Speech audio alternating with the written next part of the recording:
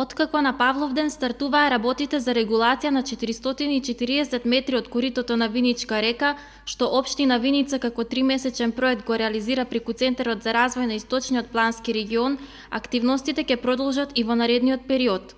На вонредна седница, Советот на општината ја усвои предлог одлуката за финансиска поддршка од општинскиот буџет за реализација и на втора фаза од проектот за регулација на речното корито на реката. При тоа ќе се бара поддршка од Бирото за регионален развој за да се докомплетира речното корито од мостот кај Бојаджиски бунар до местноста Горна Чешма. Во првата фаза финансиската конструкција беше 5 милиони денари, од кои 1 милион со учество на општината, а во втората фаза се очекува да бидат обезбедени дополнителни 2 милиони и 400 илјади денари со учество на општина Виница од 800 илјади денари.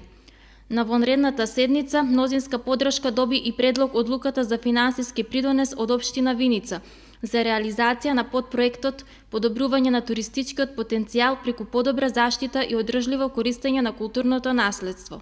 Локалната самоуправа аплицира до проектот за локална и регионална конкурентност за добивање средства од повикот за изразување на интерес, инвестиции на подгрантови во инфраструктурата поврзана со туризмот и поврзување на дестинациите.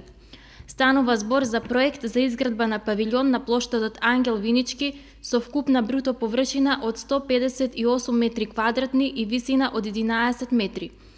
Павилјонот е предвиден да биде повеќенаменски, односно да служи како отворен простор за посетителите, но и како отворена летна бина за одржување на различни манифестации.